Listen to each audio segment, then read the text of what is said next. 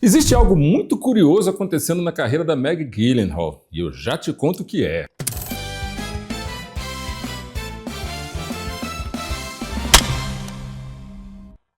Fala, galera do bem! E é isso!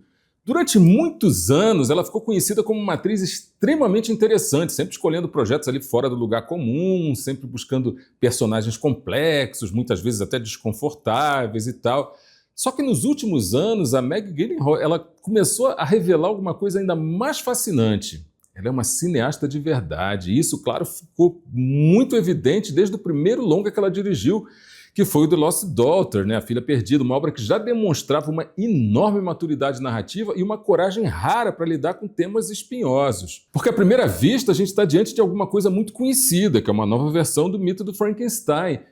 Mas basta a gente assistir alguns minutinhos do filme para a gente perceber que a Maggie Gyllenhaal não está interessada em revisitar o passado. Ela quer subverter completamente esse mito. E vem num ano em que a gente está de cara para o Frankenstein, né, do Guillermo del Toro, que é um filme gigantesco também. E para entender o que a noiva faz de tão interessante, é impossível a gente não lembrar do clássico A Noiva de Frankenstein, né, dirigido pelo James Whale, que foi aquele filme que se tornou uma das obras mais icônicas do horror clássico da Universal. Curiosamente, a noiva em questão ela aparece pouquíssimo tempo na história original. Mas aquela imagem dela, né, aqueles cabelos, né, eletrificados, aquele olhar assustado, aquela figura quase espectral mesmo, ela se tornou um dos símbolos mais fortes do cinema de horror.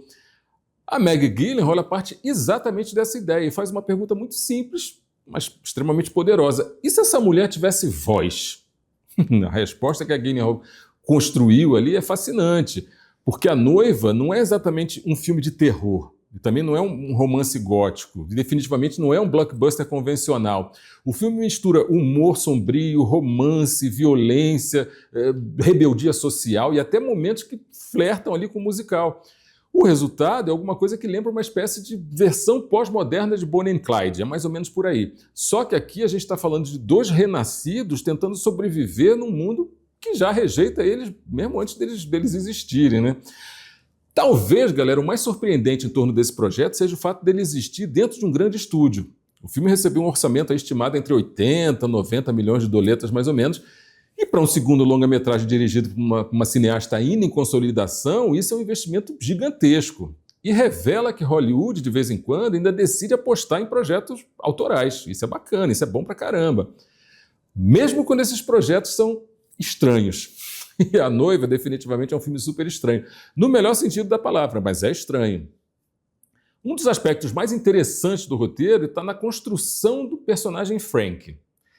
Tecnicamente ele é um homem, mas essa definição rapidamente começa a se tornar meio problemática ali, porque o Frank não nasceu, ele foi montado. O corpo dele é formado por partes de diversos homens diferentes e tal. E isso significa que a identidade dele não é exatamente singular.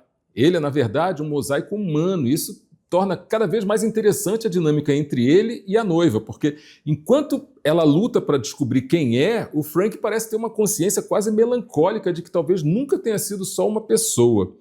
Talvez seja justamente por isso que ele aceita com certa serenidade, sabe, quase uma alegria, a escolha final dela, que eu não vou contar para vocês qual foi. No centro do filme está a performance extraordinária da Jessie Buckley. A noiva dela é super feroz, ela é imprevisível, ela é irônica, ela é profundamente trágica. A Jessie consegue transmitir alguma coisa que é muito difícil, que é a sensação de que essa personagem está literalmente aprendendo a existir.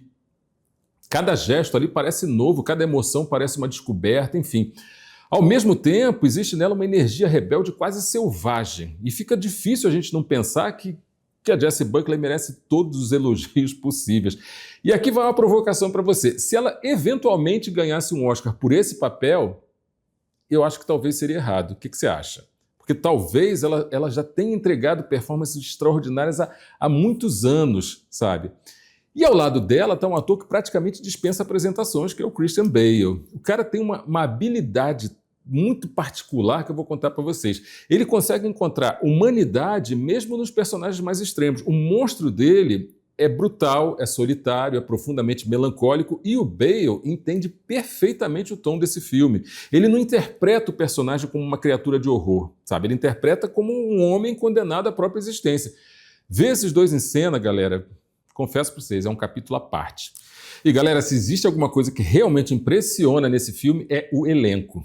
Sério, aquilo ali não parece uma escalação de filme, parece uma convocação divina para uma obra-prima cinematográfica.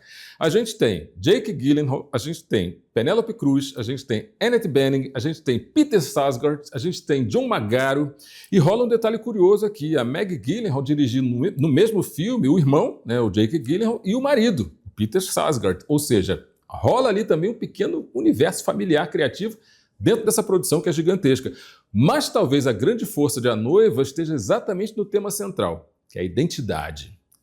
Quem que a gente é? A gente é aquilo que foi programado para ser ou é aquilo que a gente escolheu se tornar? Essa pergunta, inevitavelmente, ela atravessa toda a narrativa, especialmente no arco da noiva. Porque, ao contrário do que o monstro esperava, ela não quer ser só uma companheira criada para ele, ela quer ser uma pessoa. E essa diferença muda a dinâmica completamente. Infelizmente, ousadia nem sempre se traduz em sucesso de bilheteria. Apesar do investimento enorme, o filme teve uma estreia mundial bem fraquinha, bem morninha. E isso levanta uma questão que sempre volta ao debate quando a gente fala de cinema contemporâneo. Existe espaço dentro da indústria para filmes que não seguem aquelas fórmulas? Aqueles filmes que arriscam, filmes que parecem assim, sei lá, diferentes? Talvez A Noiva não seja perfeito, mas ele faz alguma coisa que o cinema precisa desesperadamente. Ele ousa tentar. No fim das contas, A Noiva é um filme estranho, é ambicioso, é romântico, é violento e é impossível de encaixar numa única categoria.